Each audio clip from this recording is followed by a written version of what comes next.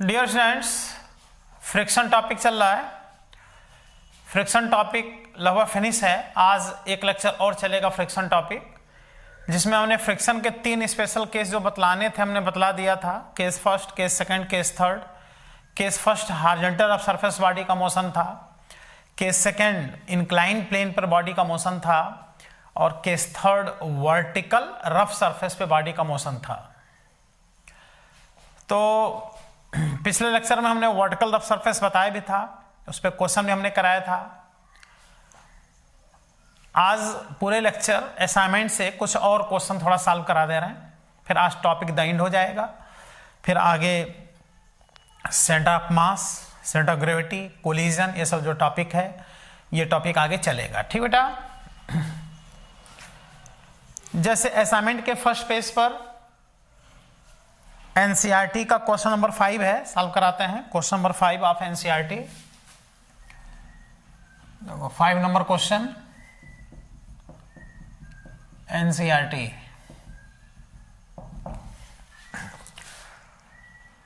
यहां हम देखो ब्लॉक बनाया है, यहां पुली है और यहां एक ट्रॉली बना दिया है।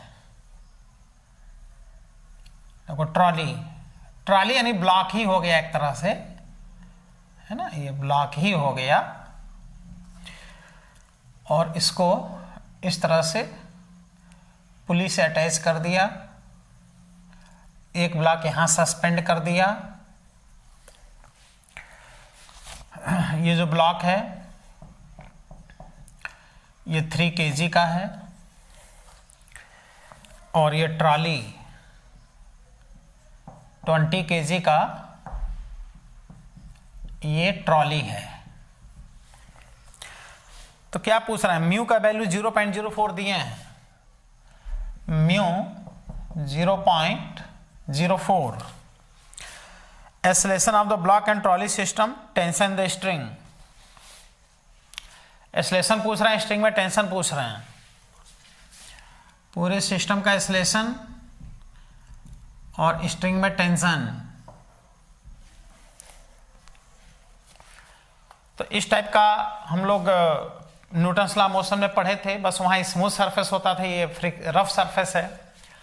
तो होगा क्या कि इस ब्लॉक का वेट जो 3g काम करेगा, यहाँ टेंशन T बनेगा, यही टेंशन इस ट्रॉली को आगे खींचेगा। जब ऐसा खींचेगा तो यहां लगेगा, देखो फ्रिक्शन यहां लगेगा। फ्रिक्शन के नॉर्मल रिएक्शन यहां से मिलेगा। ये वेट होगा mg और ये नॉर्मल रिएक्शन r। देख रहे हो? अब समझ लो इक्वेशन कैसे बनाना है। एकदम जैसे न्यूटन लॉ मोशन में पुली के केस में इक्वेशन बनाते तो इसे यहां भी बना लेना है। देखो ये एक्सेलरेशन पूछ रहा है, मतलब ये नीचे आ रहा है, ये आगे चल रहा है। तो इसका इक्वेशन बनेगा driving force minus opposing force equal to mass into acceleration. देखो 3g minus T, 3g minus T equal to mass into acceleration. इसका इक्वेशन बनेगा driving force T minus friction. Newton law motion में यही पीछे कोई force नहीं लगता था क्योंकि स्मूथ होता था, लेकिन यहां देखो फ्रिक्शन माइनस हो गया, is equal to mass into acceleration. First और सेकंड का सम कर देंगे, सम करेंगे, देखो T से T कट गया, ये आ गया 3g minus friction is equal to 23a। 3g ये हो जाएगा mu into normal reaction 23a। Mu का वैल्यू 0.04 और ये हो जाएगा 20g। नॉर्मल रिएक्शन हो गया 20 इंटू g इक्वल 23a। इसको कर दो 30 minus 0.04 into 200, 23A, 30, double zero इसके साथ एडजस्ट कर दो तो आ गया 8 इक्वल टू 23A, एक्सलेशन आ गया 30 माइनस 8 अपान 23, तो आ गया 22 अपान 23, 22 अपान 23 यानी 1 से थोड़ा कम ही आंसर आएगा। देखो 0.96 आंसर दे रहे हैं, तो एक्सलेशन आ गया 0.96 मीटर पर सेकेंड स्क्वायर का एक्सलेशन है। अब टेंशन पूछ रहे हैं, तो टेंशन के लिए यहां से देख लो, जब एक्सलेशन आ गया तो टेंशन फर्स्ट इक्वेशन से आ जाएगा। By first equation 3g minus tension equal to 3a, a का वैल्यू 0.96, तो यहाँ से टेंशन आ गया 3g माइनस, देखो 3 6 जा 18, 3 9 जा 27 और 1 28, तो आ गया 30 माइनस 2.88, तो इसको सॉल्व करोगे तो near about 27 point, near about जो आंसर दे रहे हैं हम लिख दे रहे हैं, देखो 27.1 न्यूटन का टेंशन आंसर दे रहे हैं। अब जी का वैल्यू देख लेना, 10 रख रहे हैं कि 9.8 रख रहे हैं, लेकिन ये है क्वेश्चन, तुम देखो एनसीईआरटी का क्वेश्चन है और इसकी विशेषता क्या है कि यहाँ फ्रिक्शन देखो काम कर रहा है, तो इसका इक्वेशन होगा 3g minus T equal to mass into acceleration, इसका इक्वेशन होगा t minus friction equal to mass into acceleration. ठीक है, कंप्लीट कर लो, फिर नेक्स्ट क्वेश्चन सॉल्व करते हैं।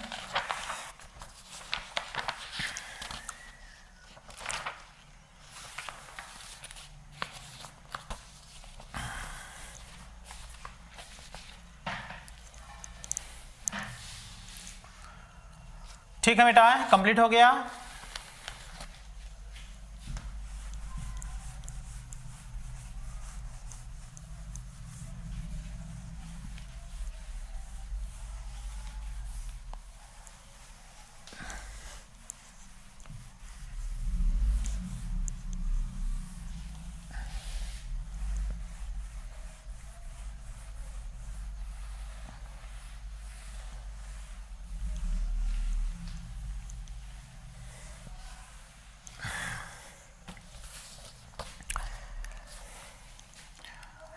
ट्वेंटी 28 नंबर क्वेश्चन ऑफ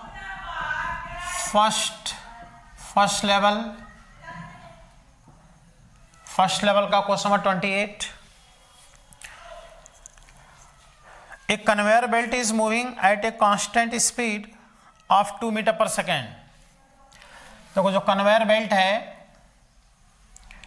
ये constant speed 2 metre per second से मोशन कर रहा है। कन्वेयर बेल्ट मतलब सामान को ले जाने वाला एक बेल्ट है जो मोटर से कनेक्ट होता है। जब मोटर रोटेट करता है तो वो बेल्ट ऐसे आगे बढ़ता है, उस पर कोई सामान रख दो तो एक स्थान से दूसरे स्थान पे चला जाएगा। A box is gently dropped on it, the coefficient of friction between them is mu equal to 0.5। एक ब्लॉक को इस पे जेंटली आराम से लाके रख दिया, ब्लॉक को म्यू का वैल्यू दिया है 0.5, यानी रफ सरफेस है। म्यू का वैल्यू जो अपन दे, distance that the box will move related to the belt before coming to rest.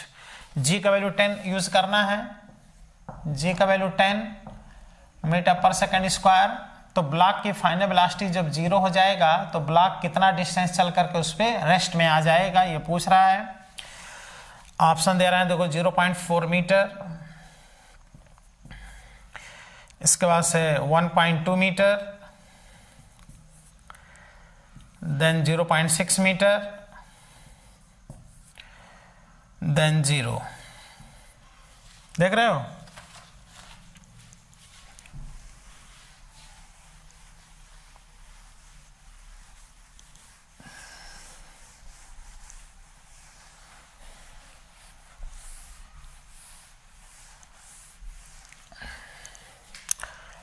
Conveyor belt पे जो मूविंग बेल्ट है उस पर जब ब्लॉक को जेंटली गिराओगे तो वह बेल्ट के मोशन के इनर्शिया के कारण जो ब्लॉक होगा वो बेल्ट पर एकाएक स्लिप करेगा और इनिशियल वेलोसिटी जो होगी वह ब्लॉक की यही होगी 2 मीटर पर सेकेंड।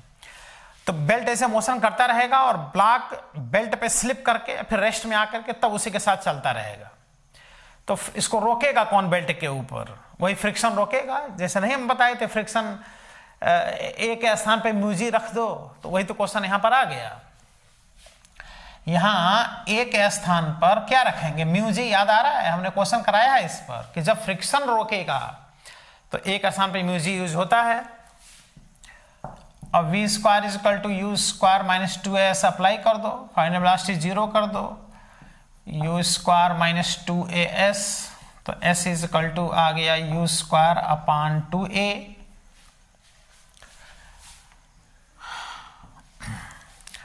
तो आ गया u स्क्वायर अपान 2, एक स्थान पर म्यूजी,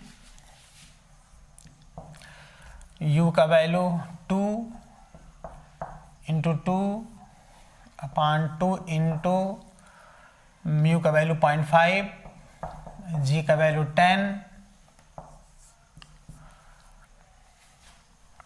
तो देख रहे हो, यह आ जाएगा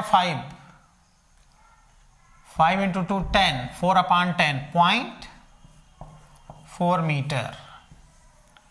बेल्ट के ऊपर जो ब्लॉक होगा एकाएक स्लिप करेगा और 0.4 मीटर चल के बेल्ट के ऊपर रुक जाएगा। उस पर रोकेगा कौन? वही फ्रिक्शन रोकेगा 0.4 मीटर। ये ठीक है, इसको कंप्लीट कर लो, फिर नेक्स्ट क्वेश्चन कराते हैं। नेक्स्ट क्वेश्चन में फर्स्ट लेवल से ही question number 30 number question of first level, 30 number question.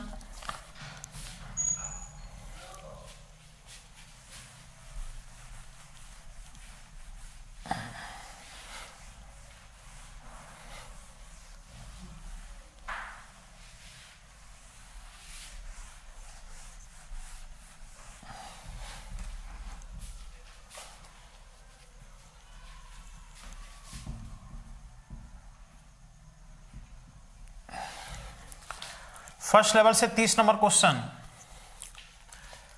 जैसे एनसीईआरटी में क्वेश्चन अभी कराए ना, उस टाइप क्वेश्चन देखो यहां दिया है। एक ब्लॉक यहां है और एक और ब्लॉक यहां है, ये दोनों इससे कनेक्ट हैं, यहां पुली अटैच है और यहां इससे कनेक्ट है और ये यहां ब्लॉक इससे अटैच है। यह M1, यह M2, यह M3। देखो लिखा M1 M2 M3 है, लेकिन क्वेश्चन में लिख रहा है कि M1 equal to M2 equal to M3 equal to M। देख लो क्वेश्चन लिख रहा है तीनों मास इक्वल हैं, जितना ये मास है उतना ये भी मास है, उतना ये भी मास है, और ये रफ सरफेस है, रफ, जिसका कोएफिशिएंट ऑफ फ्रिक्शन म्यू है। ठीक है, तो the pulley is frictionless and negligible mass, the downward acceleration of mass M1। देखो इसका डाउनवर्ड एक्सेलरेशन पूछ रहे हैं, मतलब ये निश्चित है कि ये एक्सेलरेशन से नीचे आ रहा है, ये एक्सेलरेशन से आगे चल रहा है, ये आगे चल रहा है, ये नीचे आ रहा है, तो एक्सेलरेशन पूछ रहे हैं। ऐसा क्वेश्चन अभी हम लोग किए हैं एनसीईआरटी से, अभी एक क्वेश्चन किया गया है। देखो ऑप्शन दे रहे हैं G 1 माइनस 2 म्यू अपान 2, बी ऑप्शन दे रहे हैं G 1 माइनस म्यू G अपान 9, सी ऑप्शन में दे रहे हैं 2G म्यू अपान 3, और डी ऑप्शन में दे रहे हैं G 1 माइनस 2 म्यू अपान 3। बना लो इक्वेशन ऑफ मोशन। जैसे इक्वेशन मोशन हम लोग बनाएंगे क्वेश्चन सॉल्व होने लगेगा।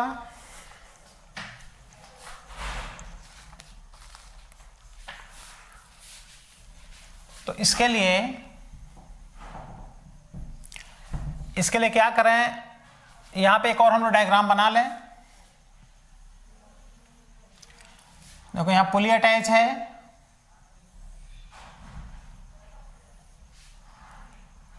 यहां एक ब्लॉक अटैच है, इसका मास m है, और यहां भी फ्रिक्शन लगेगा, यहां भी लगेगा, जितना यहां लगेगा उतना ही लगेगा। तो इन दोनों के एक में मिला के फ्रिक्शन निकाल लो तब भी कोई दिक्कत नहीं, क्योंकि दोनों का मास सेम है ना, इसलिए दोनों ब्लॉक को एक में मिला लो। तो ये हो गया 2m। अब होगा क्या कि एकदम जैसा अभी एनसीईआरटी का क्वेश्चन कराए हैं, देखो इसका वेट दिखा दो mg, टेंशन t,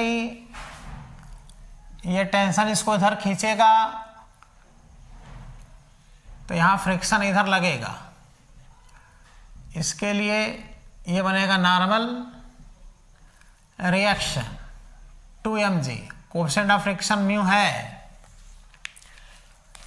अब एक्सेलरेशन पूछ रहा है तो भाई ये तो इसको ऊपर खींचेगा नहीं, जब ही आएगा तो ये नीचे ही आएगा। तो देखो ए एक्सेलरेशन और ये हो गया ए एक्सेलरेशन। फर्स्ट लेवल का क्वेश्चन है, फर्स्ट लेवल का क्वेश्चन AIPMT 2014 में पूछा गया क्वेश्चन है। अब देखो इक्वेशन बनाने का मेथड बता चुके हैं, इसका इक्वेशन बनाओगे तो mg minus t is equal to mass into acceleration. इसका इक्वेशन बनाओगे तो इसको t आगे खींचेगा तो t minus friction is equal to 2m into A. First और सेकंड का सम कर देंगे, t से t कट गया, यह आ गया mg minus friction is equal to 3ma। mg minus friction होगा mu into normal reaction, mu और नॉर्मल रिएक्शन होगा देखो 2mg is equal to 3ma। Mass common लेके तुम कर दो कैंसिल आउट, तो यहां से एक्सेलरेशन आ गया A is equal to g common हो गया, बोलो g कॉमन हो गया तो बच गया 1 माइनस 2 म्यू अपान 3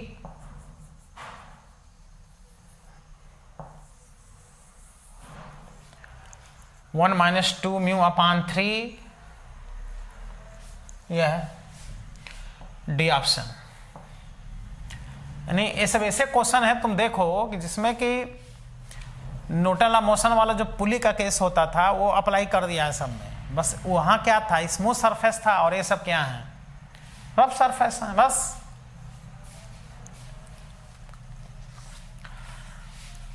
आज पूरे टॉपिक से असाइनमेंट से क्वेश्चन करा रहे हैं, बाकी अलग अलग केस पर बताया जा चुका है, क्वेश्चन कराया जा चुका है।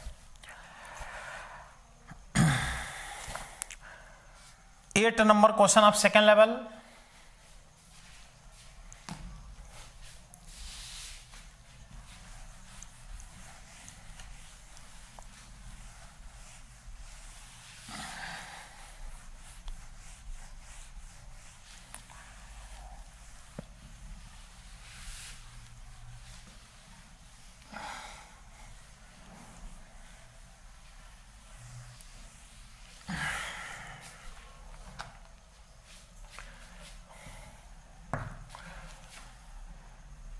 Eight number question of second level.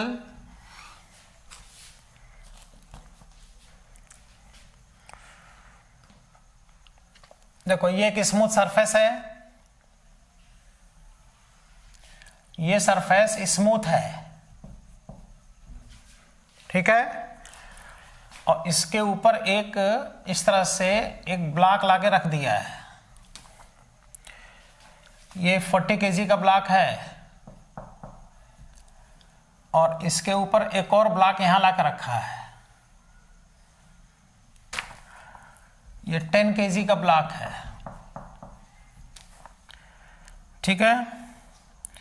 इसको ए कह लो, इसको बी कह लो, और ये स्मूथ सरफेस, यहां कोई फ्रिक्शन नहीं है, लेकिन फोर्स देखो इस पे लगा रहे हैं, इस पे फोर्स लगा रहे हैं 100 न्यूटन का,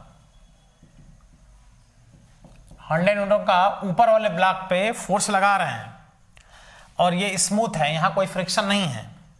हाँ, इन दोनों के बीच फ्रिक्शन है, यहां फ्रिक्शन है, जिसमें म्यूके और म्यूएस यहां का दिए हैं, म्यूके भी दिए हैं और म्यूएस भी दिए हैं। कोएफिशिएंट ऑफ काइनेटिक फ्रिक्शन और स्टैटिक फ्रिक्शन दोनों दिए हैं। Coefficient of static friction 0.6, coefficient of kinetic friction 0.4, ये दिए हैं 0.6, ये दिए हैं 0.4, म्यूके म्यूएस। जी का वैल्यू 9.8 रखना है, जी का वैल्यू। तो resulting acceleration of the slab, देखो ये स्लैब है, ये ब्लॉक है और ये एक स्लैब है, तो स्लैब कितने एक्सेलरेशन से चलेगा, एक्सेलरेशन ऑफ स्लैब पूछ रहे हैं। देखो एक्सेलरेशन ऑफ स्लैब, तो कहोगे इसमें क्या खास बात है, खास बात क्यों नहीं है, फोर्स लगा रहे हैं ऊपर वाले ब्लॉक पे, एक्सेलरेशन पूछ रहे हैं स्लैब का, तो स्लैब को चलाएगा कौन, फोर्स ऊपर वाले पे लगा रहे हो, तो स्लैब को चलाता है दोनों के बीच लगने वाला फ्रिक्शन। इनके बीच अगर फ्रिक्शन ना हो ना तो स्लैब ब्लॉक चला जाएगा आगे और ये आगे चलेगा नहीं। इनके बीच जो फ्रिक्शन लगेगा इसे बैक डायरेक्शन में इस वाले ब्लॉक पर, तो नीचे वाले वही फ्रिक्शन आगे लगेगा और वही आगे खींचेगा। तो हम लोग को उद्देश्य है कि दोनों के बीच का फ्रिक्शनल फोर्स निकाल लेना, और जब फ्रिक्शन आ जाएगा तो वही नीचे वाले स्लैब को आगे ले चलेगा, फ्रिक्शन दोनों को इंटरलॉक करेगा, फ्रिक्शन जैसे लगेगा दोनों को आपस में जोड़ दिया है, और जब ऊपर वालों को खींचोगे तो फ्रिक्शन क्रिएट हो जाएगा दोनों के बीच, वही फ्रिक्शन नीचे वाले स्लैब को आगे खींच देगा। तो ये ब्लॉक के ऊपर ब्लॉक रखने वाले जो क्वेश्चंस होते हैं इंपॉर्टेंट है, ये भी सॉल्व करना। तो देखो 0.98 metre per second square, 1.47 metre per second square, 1.52 metre per second square and 6.1 metre per second square.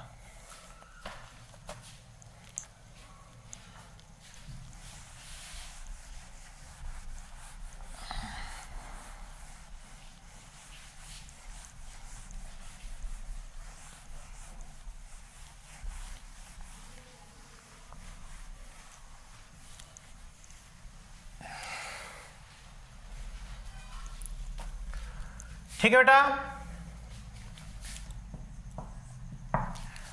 जब तुम इसको खींचोगे इसको, तो इनके बीच जो फ्रिक्शन लगेगा वो पहले देखें भाई। ये भी हो सकता है कि इसके ऊपर ये स्लाइड करे, स्लाइड करेगा तो काइनेटिक होगा, तो स्टैटिक लग रहा है कि काइनेटिक, ये देखना पड़ेगा क्योंकि देखो म्यूएस म्यू के दोनों दिया है। तो maximum static friction between A and B, इसके बीच यहां तो फ्रिक्शन लग ही नहीं रहा है, यहां का एफ एस म्यूएस आर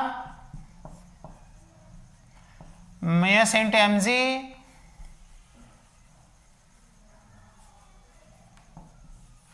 लेकिन बेटा जब यहां का फ्रिक्शन देखोगे तो नॉर्मल रिएक्शन यहां का देखोगे तो इसी का मास यूज होगा भाई। यहां का नॉर्मल रिएक्शन देखोगे बी का मास यहां यूज होगा, देखो एम बी, तो म्यूएस का वैल्यू क्वेश्चन में म्यूएस 0.4 म्यू के 0.4 दिया है, म्यूएस 0.6 दिया है, देख लेना उल्टा लिख गया है, तो हो गया 0.6, एम बी का वैल्यू 10, जी का वैल्यू 9.8, उसे यहाँ 10 दिया होता जी का वैल्यू तो और आसानी से सॉल्व होता। चलो जो दिया है वे लेके चलो, 10 होता तो ये 60 आ जाता, ठीक है ना। इस समय आएगा 0.6 इंटू 98, 0.6 इंटू 98 न्यूटन आएगा। इसका मल्टीप्लाई कर दो, 6 8 जा 48, तो ये 8 आ गया, 6 9 जा 54, 54 प्लस 4 58, और ये देखो ये मैक्सिमम स्टैटिक फ्रिक्शन 58.8 आ रहा है, और अप्लाइड फोर्स 100 इससे ज्यादा है, यानी इसके ऊपर भी ये स्लाइड करेगा।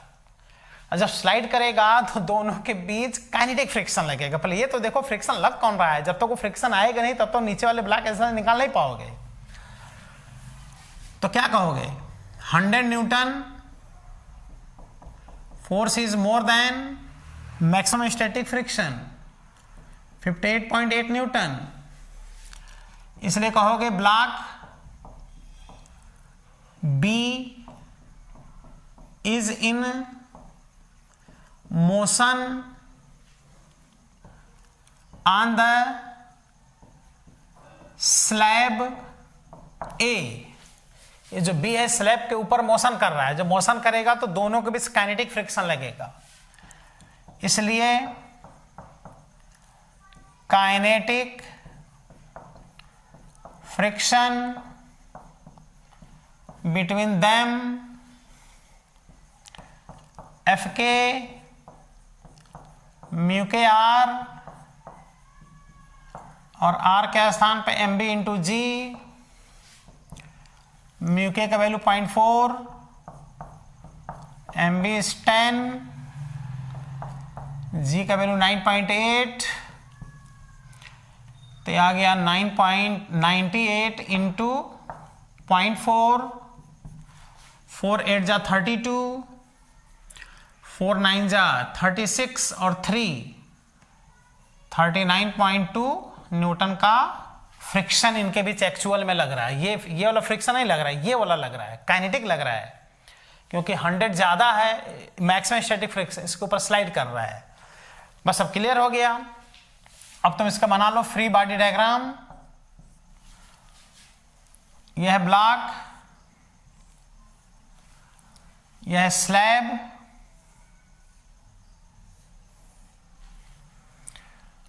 यह है 10 kg, यह है 40 kg,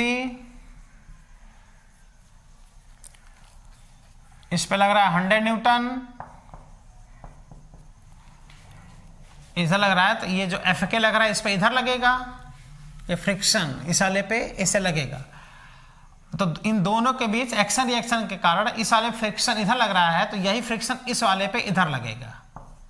देख लो ये दोनों पे लगेगा ना भाई, फ्रिक्शन तो किसी एक पे लगता नहीं है, ऐसे ऐसे ये ऐसे इधर आ रहा है, तो ऊपर वाले फ्रिक्शन पीछे, तो नीचे वाले वही फ्रिक्शन आगे। अब आगे समझ में, देखो इस वाले स्लैब को यही खींच रहा है, Fk खींच रहा है स्लैब को, इसी का एक्सेलरेशन पूछ रहा है, तो इसका एक्सेलरेशन क्या मान रहे हैं, ए मान लें, यही ए अब निकाल लेना है। यहाँ तो फ्रिक्शन लगेगा नहीं क्योंकि क्या है, स्मूथ है। बोलो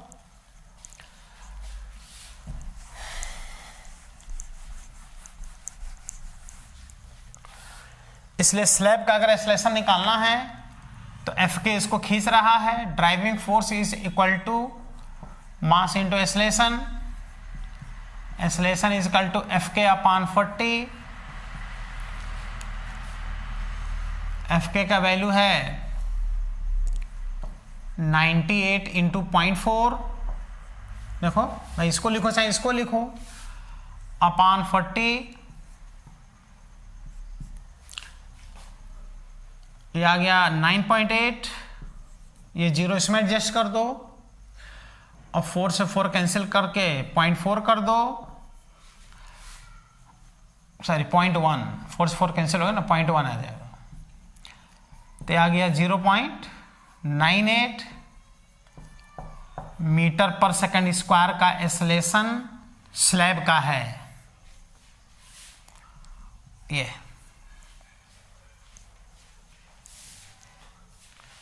ठीक है, तो ब्लॉक के ऊपर ब्लॉक रखा गया है, कोई doubt?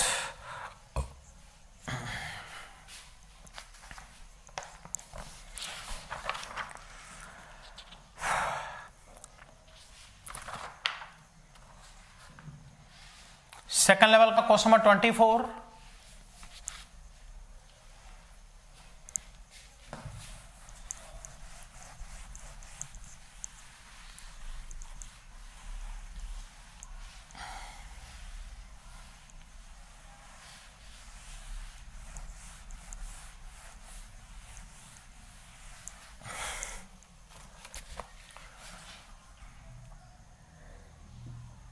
Twenty 24 number question of second level.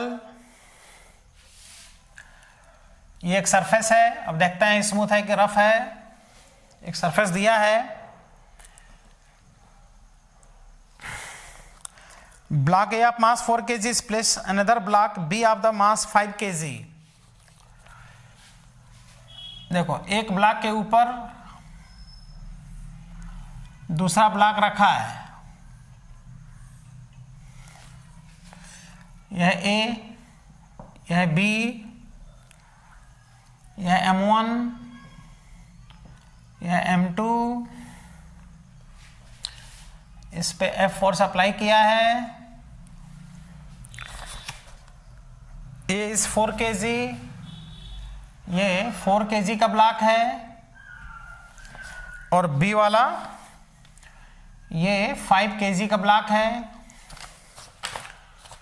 For sliding the block A on the B, a horizontal force 12 Newton is required to the applied on it। मतलब अगर 12 न्यूटन का फोर्स लगा दे रहे हैं, 12 न्यूटन का इस पे, तो जब ये चल रहा है, इसका मतलब ये स्मूथ सरफेस है। देखो, ये स्मूथ है, तो जब ये चल रहा है तो ये इसके ऊपर जस्ट स्लाइड करने की टेंडेंसी रखता है। तो देखो, अगर ये स्मूथ होता, इन दोनों के बीच अगर स्मूथ होता, तो हम जरा से फोर्स लगाते तो उसको स्लिप कर जाता। लेकिन 12 न्यूटन का जब फोर्स लगा रहे हैं यहां पर, तब वो स्लाइड करना शुरू कर रहा है। यानी तब तक उसको कौन रोके हुए है? फ्रिक्शन रोके हुए है। क्लियर हो गया कि जो मैक्सिमम फ्रिक्शन दोनों के बीच लग रहा है वो 12 न्यूटन का फ्रिक्शन लग रहा है। इसका मतलब is required to the applied on it the maximum frictional force that can be applied on B पर कितना मैक्सिमम फोर्स लगावें, so that A and B move together and the acceleration produced by this force is, कितना ये force लगावें कि ये दोनों एक साथ चलें। और कह रहा है कि जब 12 न्यूटन का फोर्स हम यहां लगा दे रहे हैं, तब इसके ऊपर स्लाइड कर जा रहा है।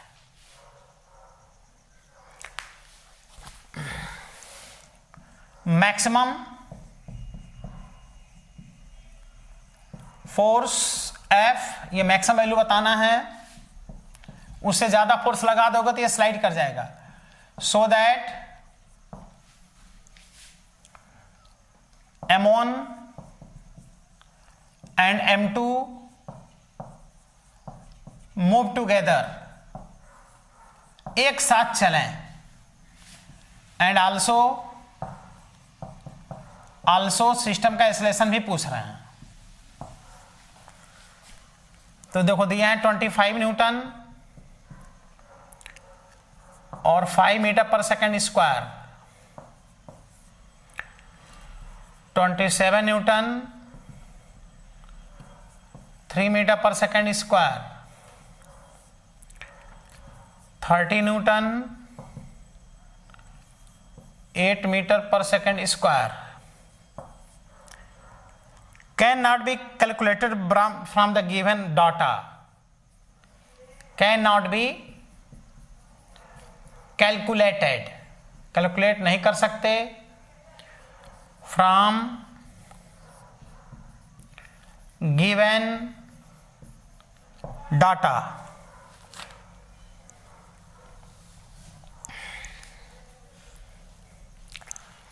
बहुत सोचना पड़ेगा, महसूस करना पड़ेगा इस क्वेश्चन को, तभी सॉल्व कर पाओगे, ऐसा नहीं सॉल्व कर पाओगे।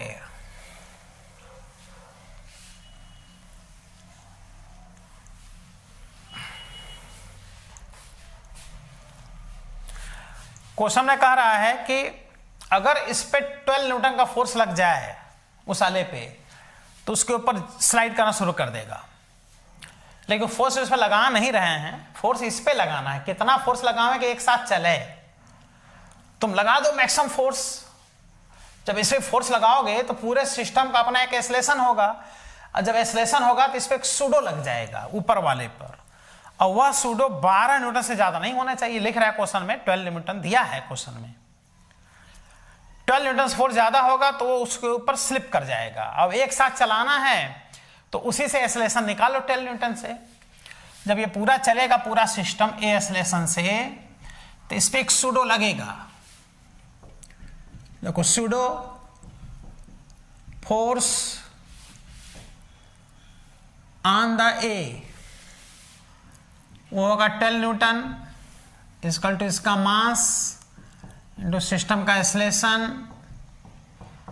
मास है 4, तो ए इक्वल टू आ गया, देख लो 12/4 3 मीटर पर सेकेंड स्क्वायर। देखो अगर इतना हम पर्याप्त फोर्स लगा दें कि पूरा सिस्टम अगर 3 से चलेगा, देखो 3 से, तो इस पे जो फोर्स लगेगा 12 न्यूटन का लगेगा। हम इससे ज्यादा एक्सेलरेशन बढ़ा नहीं रहे हैं, 3 से बढ़ा देंगे तब तो उसके ऊपर स्लिप कर जाएगा। 3 से जब चलेगा तो दोनों एक साथ चलेंगे। देखो 3 यहां दिए हैं 3, तो अब इसके लिए इसमें हम कितना फोर्स लगाएं कि ये पूरा सिस्टम 3 से चले। तो ये फोर्स पूरे सिस्टम को मूव कराएगा, एक साथ ले चलना है, दोनों एक साथ चलें। तो F is equal to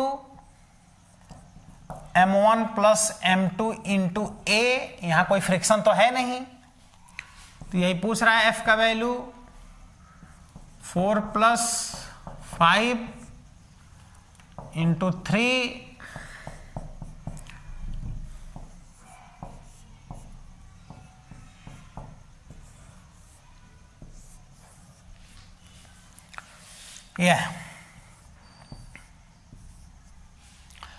27 newton 3 metre per second square. 27 newton और 3 मीटर पर सेकेंड स्क्वायर, दोनों क्वेश्चन आ गया। कितना सिस्टम एक्सेलरेशन से चलना चाहिए 3 से, और कितना मैक्सिमम फोर्स लगना चाहिए 27। अगर 27 न्यूटन फोर्स लगा दोगे तो ये पूरा सिस्टम कितने से चलेगा 3 मीटर पर सेकेंड स्क्वायर से, जिसमें एक सूडो लगेगा कितने न्यूटन का 12 न्यूटन का, और दोनों एक साथ चलेंगे, बस कहानी खत्म।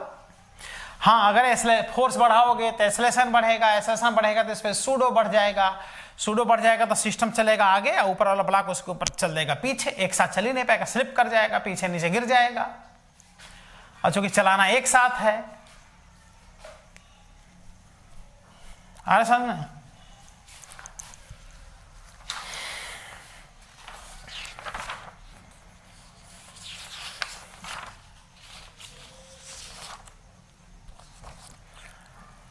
(53) number question of second level.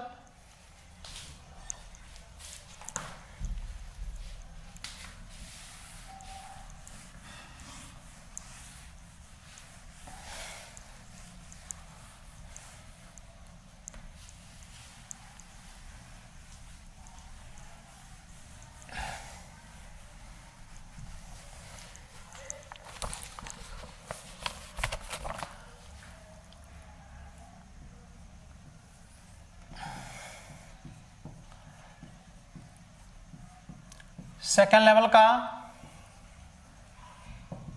Question 53।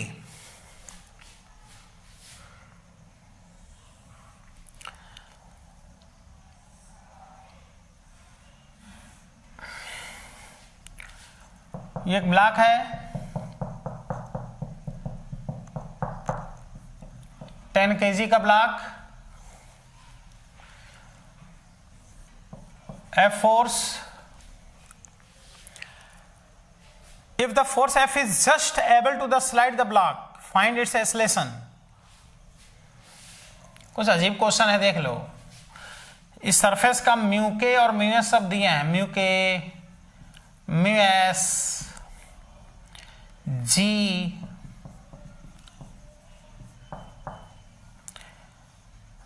Mu S है 0.6, म्यू के है 0.4।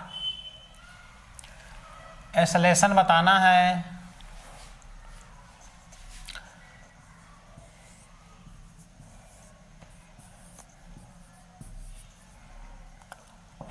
(1 मीटर पर सेकंड स्क्वायर), 2 मीटर पर सेकंड स्क्वायर, 3, 4, इधर लगेगा फ्रिक्शन। एक्सेलरेशन फाइंड करना है बेटा,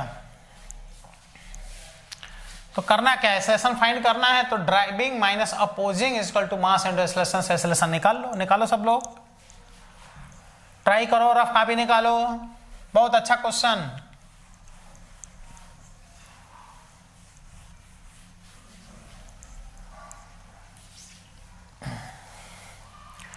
सॉल्व किए?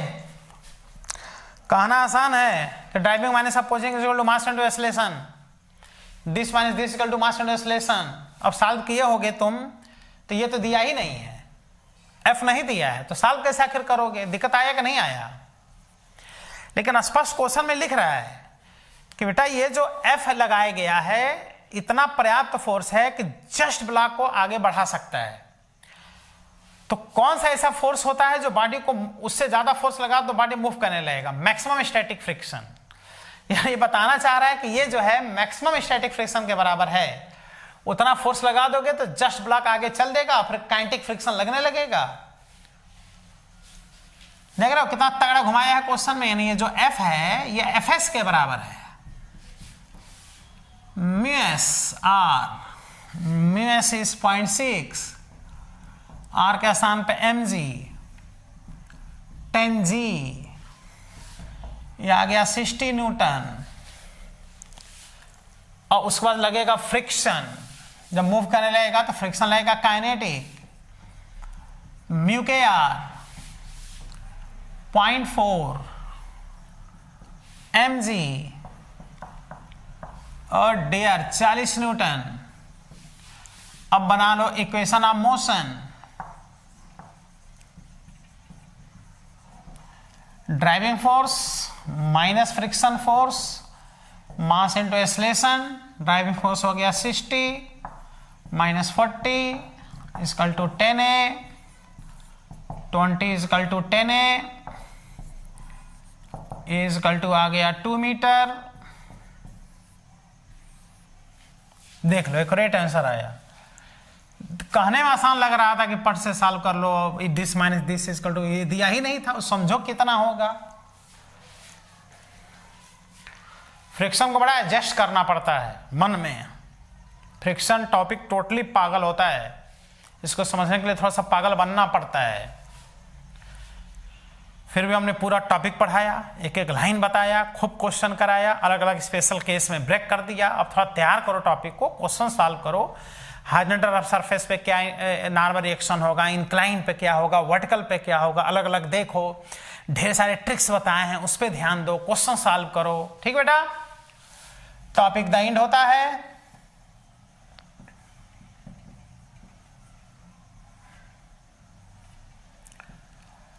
अब आगे हम लोग 7 नंबर टॉपिक स्टार्ट करेंगे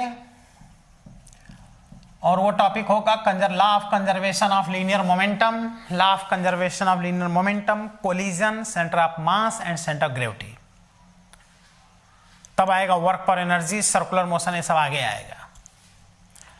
तो conservation of linear momentum, collision, centre of mass, centre of gravity, ये अगला टॉपिक है मैकेनिक्स का, टॉपिक नंबर 7।